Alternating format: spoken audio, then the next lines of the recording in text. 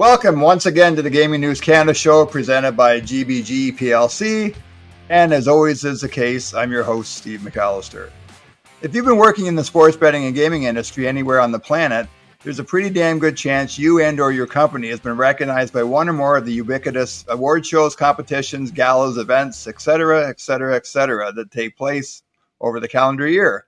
Full disclosure, the proprietors of this particular media organization were among the honorees at the 2022 Sigma Awards Americas. And yep, yours truly and Parleh Media Group co-founder Mark Silver took to the stage for a grip and grin photo before walking away with the hardware as media company of the decade. Actually, that was not decade, but year. Do we sound a tad cynical about the vast array of awards events? Perhaps. But we sat up and paid earnest attention early last week when news came down that an awards competition is being launched on behalf of newcomers to the industry. The Starties, presented by eBird Capital, will make its debut on March 12th during the next I/O Summit North America. The main reason for us disposing of the Spocking eyebrow is the co-founders of the Starties happen to be two people we're quite fond of. Returning to the Gaming News Canada show to tell us more about the Starties are the co-founder of WagerWire, Travis Geiger, and the co-founder of bettingstartups.com and gaming industry graybeard, Jesse Learmonth. Hey, Travis, first to you, you're close to getting a GNCS t-shirt as a frequent flyer on this podcast, but seriously, it's great to have you back. Thanks, Steve. I mean, we were talking before the show about the importance of real good journalism. I definitely put you in that bucket. Well, listen, I appreciate that, Travis, and I guess that means I'll be getting a Starties t-shirt as well. We'll do an exchange. And hey, Jesse, it's terrific to have my favorite person from Vancouver Island back on the show after a lengthy hiatus. I can't remember the last time we had you on the podcast. Well, all it took was for me to co-found a new initiative to get invited back. That was my ulterior motive in working with Travis on the Starties, and mission accomplished. Great to be back with you, Steve. Hey, listen, let's start with you, Jesse. I think there's obviously a great story behind you starting this, and even though the introduction's a bit tongue in cheek, I'm a huge fan, Jesse, of what you've done in the industry.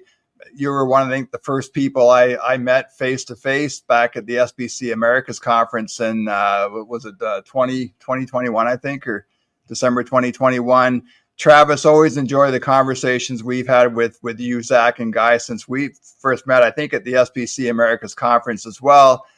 But Jesse, just get you to start the story on how this venture came together, because even though, I made a bit of fun of awards shows at the beginning, this is something that's certainly unique. Well, I'll give a quick synopsis of the origin story from my perspective, and it might, it'll eventually converge with Travis's version of the origin story. But for me, it really dates back to this past September at the SBC Summit in Lisbon. And that conference, I think it was the final day of the show. And you know how it is, Steve. These conferences are a full court press for the 2, 3, 4 days, whatever they are. And SBC Summit was no different. I'd been running around there for 3 days straight. And finally on the last day, like the afternoon of the last day, I finally had a bit of breathing room to catch up informally and casually with some of my industry friends, of course, the WagerWire team, chief amongst those. And I don't remember exactly, but like I was definitely in a queue to get a beer. And Travis and Zach, I think, ran up and said, "Hey, Jesse, we got this idea. Just hear us out for a second." So they grabbed a beer. We sat around with the beer and they're like, "What about an awards show for startups?" And I'm like, you know what? Like, that sounds like a great idea. And then Travis and I proceeded to have a couple of mojitos and really started to kind of like play around with the idea, and some inspiration was flying. The sparks were firing, and like, it was a great idea. We really convinced ourselves in that moment that this is something that needed to exist. And to your point, Steve, around the industry awards circuit at large, look, I've attended my fair share of them over the years, hanging around the space for 10 plus years, and they have their place, right? They're great events to go to. You get all dressed up, in some cases for me, I had to go and actually buy a suit because I don't really own anything that formal to get invited to these things. You pay however many hundreds of dollars or euros or pounds for the fancy dinner and sit around for 5 hours watching this whole like proceeding of like 20 awards being given out. And there's a place for that, but like there is a perception, in a sense, I believe, that there's too many of them. And furthermore, and we can get into this a little bit more, but I also think there is a bit of a perception around just the optics of how these awards are earned and won, and potentially a sense that in some cases, there is a path to being able to sort of buy your own award. And, Right. That's maybe a bit of a cynic in me, but I also think there's like some truth to that, and perception is reality in many cases. So that is a bit of a prevailing sense. So that was definitely a through line, and me and Travis kind of riffing on this idea back in September. Anyway, we finished the mojitos. We went home from Lisbon. The buzz wore off, and we synced up a few weeks later, and we're like, hey, like, was that just crazy talk, or like, was this actually a good idea? And we said, hey, like the buzz is gone, but this is still a good idea. So we spent the next couple of months over the fall kind of just fleshing out the concept at a very high level. And things really started to get real. I don't know, it must have been like early December. We're like, hey, like, the new year is coming. If this is happening, like, what's the plan here? And we very quickly mobilized. Travis and his team and myself and my team on the betting startup side really committed to this idea of creating an award show that recognizes startups and entrepreneurs and the builders and disruptors of the space and puts them at the center. Because one other thing I'll mention about the legacy award shows is that, there's often like a token award, like a rising star category given to many of, the startups in the space, but it's just like one category alongside 20 other categories, right? So like, it's almost like a tip of the hat, but like not really recognizing to the level that I think they deserve the amazing entrepreneurs that are doing amazing things in this space. So we wanted to put those people front and center and make this all about them, and not only create an award show for them, but do it in a much different way that feels different, sounds different, looks different, and will be a different experience at the end of it than those traditional industry award shows. So, fast forward to now, we, as you said, announced the Starties earlier this week. It's been a frantic 48 hours since the announcement went out. My inbox has been blowing up. I owe lots of people messages back still. Seems to me we've hit upon something here. There seems to be this unmet need. People are resonating with the messaging we put out, the way we've positioned it and framed it. And now the real work begins. I don't want to stress us out here, but I think we have like 43 days till the event. So like now it's time to execute and deliver on the vision that we've put together here. So super exciting, Steve. Really exciting to, as Travis said, be here with you, being really the first time we've gotten together in a public forum to talk about it. So really exciting times. Now, Travis, before Jesse joined us in studio, you told me it was kale smoothies and not mojitos that were being consumed when this idea was being fleshed out. So I definitely want your version of what happened here. If I'm just to dig into that, that's a dig at California, because I'm in California. I won't dig back to Canada because that's just well-trod territory. But I'm the token Yank here, and this is not only the Canadian scoop, but the global scoop, and I couldn't think of someone better to talk about it with, Steve. Well, appreciate that, Travis. Now, listen, Jesse's giving you credit for coming up with this idea. So, I like I said, I want to hear your version of how this came together.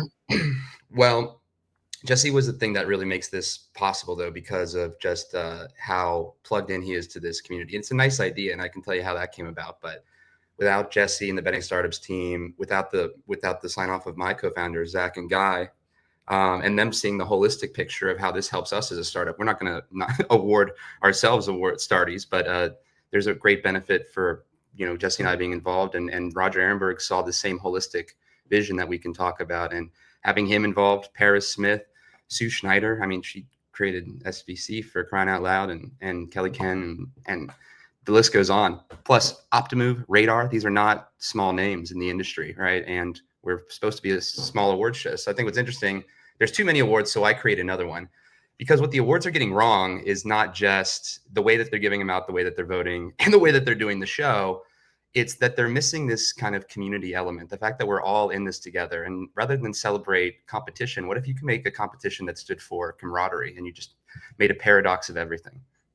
Yeah, I think that's a great point, Travis. And Jesse, to your earlier point, I think there's definitely a perception that, to win an award in this industry, it probably, if you buy a booth or you write a check for a banner or something else at a conference, you're probably going to end up on a stage. And listen, I get it. It's running these conferences as a business. I think the three of us, we've all benefited. Like I said, I first met you, Jesse, at SBC Americas. Travis, that's where you, Zach, Guy, and I first got together. And there's a lot of benefit to these conferences. But I do agree. I think what's happened is these awards have lost a lot of luster. And I think especially for people who have just come to the industry, and we come to this industry and we think, geez, like every week on LinkedIn, I'm seeing there's another award. And oh, by the way, isn't it curious that so-and-so won this award and they're the presenting sponsor of something at a conference. So I definitely think there is a better way of doing it. I think maybe there is a day of reckoning in terms of how many award shows there are. But at the same time, Jesse, it seems to me that this is almost taking, the first pitch competitions that you've been so involved with at different conferences, and notably SBC's played a leadership role with those competitions. It's almost taking that first pitch competition and adding another layer to it with the Starties. Yeah, I think that's fair, Steve. The first pitch competition is an amazing, amazing platform that I've had the privilege to be hosting for the last 3 years in partnership with SBC. And I'm very grateful to them for trusting me with that very important role. I will be back, by the way, at the SBC events this year to fulfill the same duties. And First Pitch, as I say, amazing platform for a lot of startups to get their name out there, to get recognized, to earn some instant credibility. And I know, Steve, I do remember seeing you up there on that stage a number of years ago, and look what it did thereafter for Parleh Media Group, right? So amazing platform, and absolutely no shade there. Starties is a little bit different, though. This is, rather than a pitch competition, right, where there is that competitive element to it, this is all about celebrating the journey that all of us are on together, wherever we are in that journey, whatever our respective lines of business are, wherever we focus within the industry. There is this, sort of like notion of being fellow travelers on this road together. And this is really what the Starties is all about, is bringing everybody together in the same room, even people that are competing with each other. There is this amazing dynamic, I would say, within this industry. And one of the things, frankly, that keeps me hanging around is the sense that people are here to lift each other up, even people whose businesses are in competition with one another. There is this amazing sort of reciprocal support that you see, which I really don't think happens in other industries, right? Or very few. And we want to lean into that, right? And create the Starties to celebrate that, bring everybody together. Yes, there will be some awards given out that recognize, the real rising stars, but everybody's a rising star. And that's really what we're here to do, is just create that environment, create some vibes around it that puts all those people that are on that journey front and center, as I say, rather than, a bit of an afterthought as they often are treated in other forms. So look, it's not a pitch competition. It's really a celebration is the way we're thinking about it. And really that's the promise we hope to deliver on March 12th. Hey, Travis, some of the categories that get mentioned in the release, and maybe you can just dive a little deeper into these, and because it suggests you're looking at some other categories as well. And again, I'm not expecting you to completely unpeel the onion today, but some of the categories: launch of the year, best collaboration. I love this one, coolest cap table, and best bootstrappers and startup of the year. Again, what the thought process that went into some of these categories, and how many awards do you think you could conceivably end up with for the first Starties? Yeah, so Jesse and I spent a lot of time, and 9, it seems like a lot, but at the end of the day, it's also leaves a lot on the table. It didn't seem fair to do something like coolest cap table when you have people that are paying their own way. So you kind of want to pair that with best bootstrapper. There's an award for charity acts, which so some awards are about our values, including like the Defied the Odds award.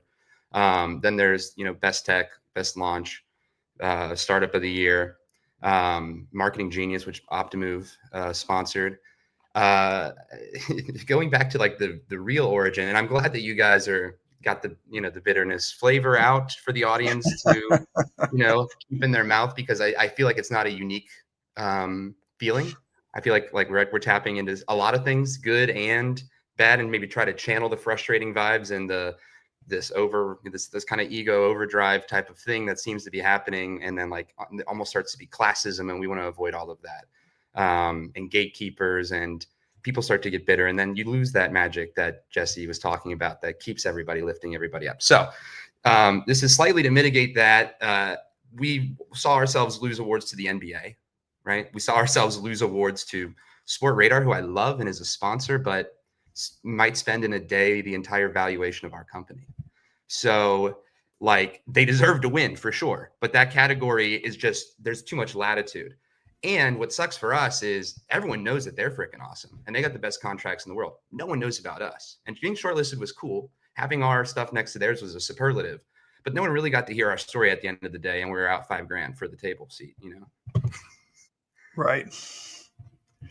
Hey, Jesse, just, you know, you make a great point about the support within in the industry, and you know, I've been a part of industries or sectors where you see a lot of pettiness and jealousies, and that's one thing I haven't seen. You know, we're coming up next month's going to be 4-year anniversary of starting what was known the Parleh in the early days of the newsletter here, and it's the one thing that's always fascinated me, even on the media side. I've met so many good people who, you know, like me, were journalists coming from different industries or different media companies to start covering the gambling industry. And, you know, pretty quickly there was a real camaraderie. You mentioned the first pitch competition where we first met, and I remember sitting beside Robin McNeil at that conference, and you know, Robin and I would ultimately become competitors, but I think she was as happy about the Parleh winning that competition that day as I was. And I think it must be, and Travis, I'm sure you've seen this too, and I think maybe it's something we talked about, the support that your company saw in the early days, and having access to people like Jesse and the Benji Cherniak and other people in the gambling industry who have stood up as investors or supported you in other ways. Jesse, were there certain companies that you thought of, or certain people stories that you thought of, that when Travis mentioned the idea of starting this award show, that you thought, yeah, this is kind of riffing off Travis. Yeah, these are companies that would never get their due, but here's an opportunity to put them in the spotlight.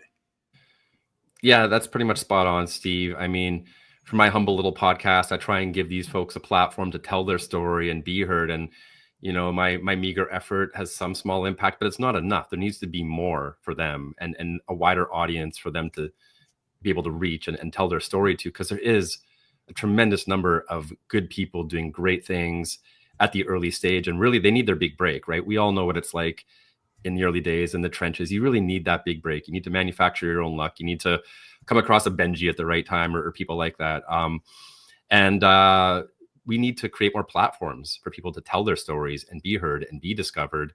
And I think for me, you know, with what I do day to day, week to week with betting startups, the Starties is a very logical extension of what we're already doing there. And it's really all about platforming these folks, giving them the opportunity to tell their story, to share their great creations with the world, and hope that some magic will occur on the back end of that, right? Maybe they'll meet somebody that will eventually join their cap table. Maybe they'll meet somebody that ends up signing a huge breakthrough partnership deal for them. Who knows what it is? I've had any number of stories reflected back to me over the years of people that got their big break by being on my podcast. So again, really the Starties for me is just an extension of that. It's all about casting the net wider, building a bigger stage for these folks, and, you know, helping to create more magic along the way. I want to give Jesse his flowers, and you, Steve, too. You guys were the first people that had us on in our first year as a company, right? And so the platform was everything, because not only was it getting our story out there, but it was just getting our story down so we could even send it out. And I think that was just extremely helpful. And then the way that you guys interview people, just like kind of coaxing them to tell their story in a way that they hadn't told. This idea of platforming that Jesse mentioned, it's something that we were doing at WagerWire in sports and sports betting, with grassroots creators that might have a podcast in their garage or a blog that no one's trafficking, but their voice is just as valid as anybody that's being paid to go on television, right? And so getting their voice out, and then of course it's mutually beneficial, because now we have content that we're sharing. If it's good content, it rises to the top. They have more eyeballs on it, and then it all snowballs. So now when we go and we find a creator that's not getting a lot of visibility, bring them onto a platform that is, they get to advertise that increased visibility. There's upward mobility for them. And then if we have like the benefit of being able to channel advertisers, and in this case, we have great access to sponsors because of all our endeavors. And I'm sure they have products that like people that like, there's a reason that Optimove is sponsoring the Starties, because they have a great CRM product, right? And they would love people that are early stage or, you know, mid-stage companies to be aware of it and use it. Sport Radar's Futures Hub presents a really great opportunity. There was Accelerator in the past. This is like version 2.0. These are all opportunities that are being created. And like Jesse said, if we do this ecosystem right, everyone actually can mutually benefit, and we're not in cross competition. The pie it's gambling, right? If the house always wins, as long as the houses aren't fighting each other. Hey, gaming news guys. Are you ready to win a bigger share of Canada's rapidly expanding gaming market? Then GBG are ready to help. As the global leaders in identity verification, GBG partner with over 60% of iGaming Ontario brands to help them onboard more players, maximize match rates, and deliver FinTrack compliance. Visit gbgplc.com today and talk to the trust experts. Hey, both of you mentioned platforms, and an interesting piece of this story is the fact that you're going to launch the Starties at Pierre Lin's next .io conference in New York, which has become it's a cool event. And Jesse, it's again, I've only been to one next event. I'm hoping to attend in March, but it's got a different vibe than the SBC conferences or the Canadian Gaming Summit or Global Gaming Expo or ICE. And Pierre runs a pretty tight ship, so I think it speaks really well of you and Travis and everybody else involved in this endeavor that he's allowed you to bring the Starties into the next IO fold. Just how did that all come about?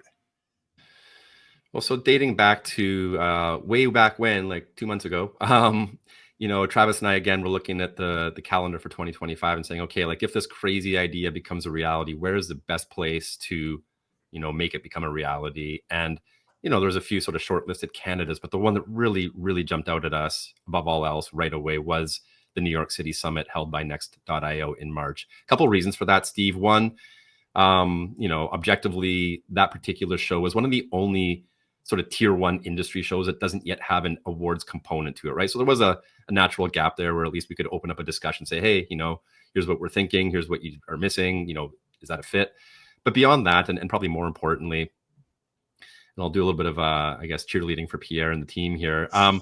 The New York City conference specifically, and I'm not paid to say this, I do think and believe that it is the highest ROI industry event on the calendar every year for early stage companies. And the reason for that, to your point, Pierre takes a bit of a contrarian approach with this show, which is to say he caps the tickets at like 1,200, right? Like not a big number when compared to the ICE conference in Barcelona last week, where there was 55,000, SBC, 25,000 or whatever they have, G2E every October in Vegas, 25,000. Like these are serious numbers. And Pierre and the team really want to focus on quality there. So they really cap the numbers to a small number, but what they focus on is bringing in senior level delegates that are, decision makers at operators, influential people from within the industry. But more importantly, they are trying to really index themselves to creating connection between capital allocators, investors, and startups. And they want to be the industry conference where hopefully startups are meeting, the people that will ultimately invest in their companies. Probably won't get a check written on site at the event in March, but, giving access to the people that will eventually be massive backers of these companies is really what Next is trying to create with this event. So the spirit of what we're trying to create with the Starties was just such a natural fit with what that conference is already doing, that beyond the fact that they didn't have an award show, it was just such a no-brainer, I think, for them to sort of allow us to sort of ride the coattails of the next NYC event. And it now is going to feature as a big part of the agenda over the 2 days in New York. So we're very, very grateful to Pierre. I'll shout out Anusha and Maria and Rory and the rest of the team behind the scenes at Next that are taking a bit of a flyer on this, frankly. Somewhat like in a bit of a meta context, like the Starties itself is a startup, right? We're flying by the seat of our pants here. This is going to be our MVP, if you want to sort of draw out the metaphor a little bit. We're not going to get everything right on the first try. We're very, we have a lot of humility around it. We don't pretend to have all of the answers. We want to really lean on the community to tell us what they want, what's working for them with this format. What do they want to see different next time? We really want to sort of let the community drive the development of the Starties over time. But really, to get there over the long term, we need to really nail this first event. And that's where the focus is right now. But I do believe on the back end of the March event, there is going to be a lot of opportunity for us to think about how do we potentially expand and grow this. And to Travis's earlier point, use this as a bit of a beachhead to really help to nurture that community of people that we're going to be bringing to the room on March 12th. Hey, Travis, before you hop in, just while Jesse's speaking, it reminded me that the first time we met was in New York at the Next Summit. It was you guys, Zach, and I got together with Sterling Randall from Hot Paper Lantern. We at the little restaurant right across the street from the Convene venue, I think it's called. You're That, 100,000% right. So that was actually also, I believe, our first ever conference coming out from LA, not knowing what we're getting into. I don't know, the SBC was in there someplace, but it started what was an incredible journey with you, with Hot Paper Lantern. Shout out to Ed Moed, who found us in the hallway, liked the design of our deck and what we're going to bring to the market in our product. Introduced us to Roger, who became with eBird Capital, became our lead. That's all from Next. This was now this will be four Next ago as of this one. So he's now the title sponsor of the Starties, and it's at Next. It's an incredible full circle, and it speaks to their mission, our mission, like what I think we're all aligned to do in our hearts and minds. And as long as Jesse and I are having fun, we think other people will. It hasn't gotten to the point of stressors because his guy Thomas is amazing and has a really great task management. I'm not one of my strengths, but that's what makes a great team, right? That's why we all need people to help us. Hey, I was going to, just so I don't forget it, if you're a company listening to this podcast and you do want to nominate your business, or you know somebody you want to nominate for the Starties, the website, the URL is thestarties.com/nominate. Guys, we'll make sure I include that in the Substack post when it goes out. We'll also promote it on our social media channels as well. Hey, we don't have a lot of time left, but Travis, let me start with you on this one. I certainly want Jesse to chime in as well. But just what you guys see with the current state of startups, like what are kind of the exciting companies that you're seeing that are coming into this industry? And again, I think, we see so much on the tech side these days, and it feels like every podcast we're talking about artificial intelligence these days. And we had Thomas Mosbeck from Sport Radar on a few weeks ago talking about data and fan engagement. But Travis, even if you don't want to name companies by name, like what are some of the things that you're seeing as someone who's really probably still can be considered a startup? Like, what are you seeing in the industry? I think it's really interesting because, first of all, there's a lot of brilliant people that all have good ideas. If you look around, most of them aren't even really doing their principal idea right now, including WagerWire, right? We just want to sell bets. Okay. But everyone's coming to the same impasse. It's a technical impasse, but luckily there's ways to monetize and be savvy. But what we're all doing is looking around and just being like, I really cannot even believe that industry that runs this much money through it is this inefficient. On like if you were to order a pizza, you would expect a better user experience than a lot of these apps. Like truly anything. Like I could find a app just for vacuum cleaners that might work better than a lot of these sportsbook apps. You know what I mean? And have better payment processing and the whole 9 yards. There's so many things to attack. And I think that what's really interesting is as we find these solutions in order for our companies to survive, what is this, I believe, a changeover into a new era. And there's a total paradigm shift, not just in this industry, but like globally. And how does that shake out? Like what matters at the top of the house doesn't really matter to me because that's not going to be the top for long. The solutions here that we're all solving together are like what is going to actually rise to the top. And so there's no one company or one founder that actually interests me because I'm not convinced that any one of them is going to be doing what they're doing today in a year or 2 years. And maybe the final solution is what they were going to do, but now it's in the reality built by these other things that happened along the way. Yeah, Jesse? So I also will take a pass on the invitation to name companies specifically, but I will offer up a couple broader observations and maybe more secular trends within the space. One is that, 3 and a bit years ago when I launched my podcast, it's called the Betting Startups Podcast, not to plug it, but inherent within that name is the word betting, right? You're talking about sports betting. At that time when I launched it, PASPA had been repealed like 3 years prior. So there was this real, obviously gold rush mentality that everybody in the space remembers well. I think we're maybe a bit past that phase now. And what's interesting to me, I think, as it relates to the early stage ecosystem is 3 years ago when I launched a podcast, lots of companies coming in to sports betting specifically in response to the PASPA repeal in the US. But what's I think happened since is more interesting, which is the lines are getting blurry. There's not such a clear demarcation anymore between sports betting and what we now call more broadly real money gaming, right? Like sweepstakes is a new model that's now entered the fray. There's all sorts of innovative approaches now. It looks like a duck, quacks like a duck. might be construed as sports betting, but the mechanics under the hood are quite different. Similarly, over the last weeks and months here, we've seen the proliferation of these prediction markets, right? Kalshi, Polymarket, they've all had their moment with the US election. It's another variant on betting in its purest form. And what I think is interesting is these people coming into this space that are sort of challenging, just like the fundamental premise of betting. They're saying there is this real money competitive element to it, but the new types of approaches and products coming to market are really things that even 3 years ago we hadn't even really conceived of yet. And I think it's interesting now that sports betting is maturing. There's all these now sort of adjacent types of real money gaming. And I know Lloyd Danzig, who's been on your pod a few times, Steve, uses the term competitive entertainment, right? Which I actually really like. I think that captures it quite well. So I just think there's interesting innovation happening outside the pure sports betting vertical. And that to me is really interesting. The other aspect to it is that, there is people coming into the space that, don't come from the pure betting background, that are bringing in new approaches and new attitudes. I would say that guys like me that have been around for a minute here, we get a little bit cynical, admittedly. You've kind of seen it all. You've seen different attempts at, different models that have had varying degrees of success.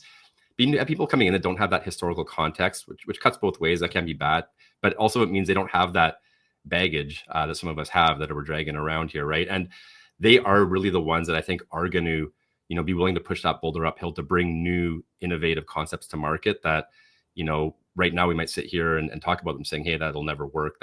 That's a crazy idea. But these are the people that are really going to bring that next wave of innovation. And I need to check myself sometimes to make sure I'm, maintaining enough humility in my own existence here to accept the fact that actually some of these things that might seem crazy to me are going to be tomorrow's success stories. So there's no shortage of cool things happening. I often joke, Steve, somebody asked me oh, you started a podcast talking to startups in the betting industry. What is there, 5 of them? You're going to run out of people to talk to. I thought that too. And that was 150 episodes ago. And yet, there's new people entering the arena every day, every week. And my goal is to talk to all of them. But there's just, so many great ideas. And we just want to keep, creating an environment to encourage that and to nurture that and do what we can to just, again, lift everybody up that's on that journey. So here we are.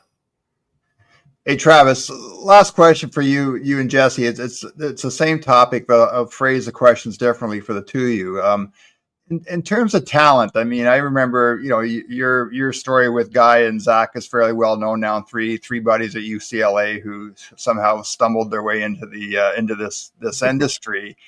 And I think, it was funny. I had this same conversation a similar conversation with Kelly Brooks, who co-founded Quarter Forward, Daniela Kovic. Yes.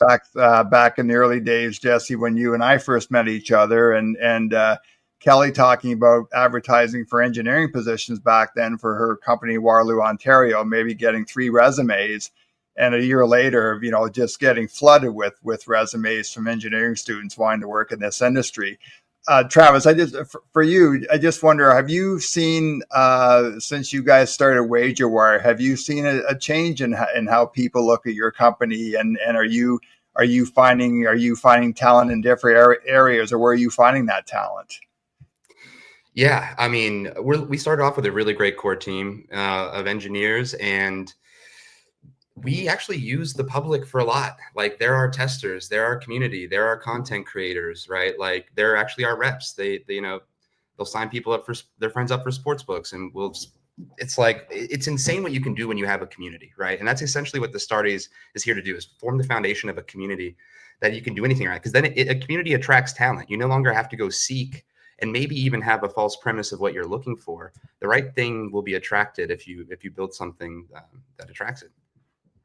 And Jesse, and for you, again, I think, I'm the 6 guys who founded Parleh Media Group. We're old guys who kind of found our way into this industry, most of us through the media or the sports management side of things.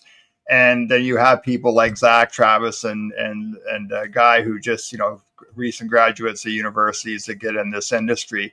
Just that whole blend of people finding this industry who have worked in other, traditional sectors in a lot of cases. And I'm thinking of finance and engineers and that. And then these new people that you get to talk to, people like Travis who are getting into this industry. Yeah, the the industry at large, I think, is a great opportunity for people. And I don't think we as an industry do enough to really market or brand or position ourselves to attract people to it. It's been a bit of a bee in my bonnet for a while now. I wish I had more time in the day to attack that problem specifically a bit more aggressively, but only 24 hours here. I mean, in a way, Jesse, we are, Look, like, the interesting thing, I think, specifically since the repeal of PASPA, like such a watershed moment for a number of reasons, but one of them specifically is the fact that all of a sudden the sports betting industry becomes a credible, legitimate industry for people to work in. Whereas prior to PASPA's repeal, such a perception that it was operating in the shadows a little bit. Anybody that was remotely involved with the industry probably wasn't really telling their family what they were doing, not because they were doing anything wrong, but because there's this perception that, it's like the Sopranos or it's all mobbed up. It's not the reality. The reality is now the industry is attracting top pedigree talent, either fresh out of university from, top tier universities, and or, having people defect from their senior level roles in other industries to come into sports betting and real money gaming. And that is something we need to lean into, and I think be more intentional about how we can further that and draw more talent in. And look, there's a lot of very compelling spaces talented people can work in. There's obviously now AI, crypto, blockchain technology, fintech, e-commerce. I think sports betting and real money gaming is right up there with those other industries, yet we don't quite have the same reputation as a place for people to launch and further their careers. And we need to do more to do that. But, it's just such a great supportive industry to work in any capacity, whatever your role is, whatever organization you're in. It's just such a supportive space, and I really think we should be doing more. And I guess to Travis's point, we are doing something here in our small way with the Starties. I would say we're here to help the industry in general, not just startups, right? Because it did go from that smoky backroom Sopranos where now it's a new kind of sketchy. Okay, now it's coming for your kid in their bedroom, and it's the new addiction, and they don't give a shit about you, and they're going to juice the stuff and take the thing and kick you in the ass on your way out the door and then limit you. That perception is building because innovation isn't happening, profit chasing is happening, and unnatural competition is happening. And all of our solutions are going to help companies that aren't us in aggregate. We're not even going to be the ones that make the most money off of our idea. So we want to help have an attitude change where not only will this help the bottom line, but it'll help the reputation more easily square with what we see on the inside, because the optics don't match how it feels in here. And I think the Starties can maybe be a bridge. Hey guys, give you a chance. Travis, promote. Does the Starties have a website yet? Or is there a generic website you can go to for more information? We might have spun one up. thestarties.com. It's got everything you need. And I think next IO is dropping a nice magazine piece. Shout out Anusha, helping with, from day one, but also with the logo and everything. Love that team over there. Jesse name checked a bunch of them, and just everybody. We're just so fortunate, right? I think that there is a natural bond that we have with the people that we're starting this with, and we're just so amazingly aligned. It's how I felt when I started WagerWire. I know Jesse's a serial entrepreneur, and it's a feeling that you get. And so, we feel good about it and appreciate you giving your time and your audience to us, Steve. Nope. Listen, Travis, before we finish here, I just want to say it's, you're in California, so it's really great to see that you're kale smoothies, Steve, for the kale smoothies, but that you're safe out there. It sounds like Guy and Zach are safe out there, and certainly we're wishing everybody in California the best. It's just unfathomable what's been going on there. I appreciate it. And as it blows over and stuff, and we'll take a look at the damage, and obviously a lot of people are left out. It was a weirdly psychological thing, almost like a Boston Marathon type of gripping the city type of fear thing. So that, I don't know if that helps people out, because, as life moves on, you'll see these stretches that are just ripped off of the city, but it was kind of like a Boston Marathon type of feeling for us. Yeah, it's crazy. Travis Geiger is the co-founder of WagerWire. Jesse Learmonth is the man behind the Starting Bet Ups podcast, and I think Jesse's betting startups enterprise, business, kingdom, whatever else you want to call it. Together, they're the brainchildren behind the first ever Starties. Sorry, just brain daddies, please.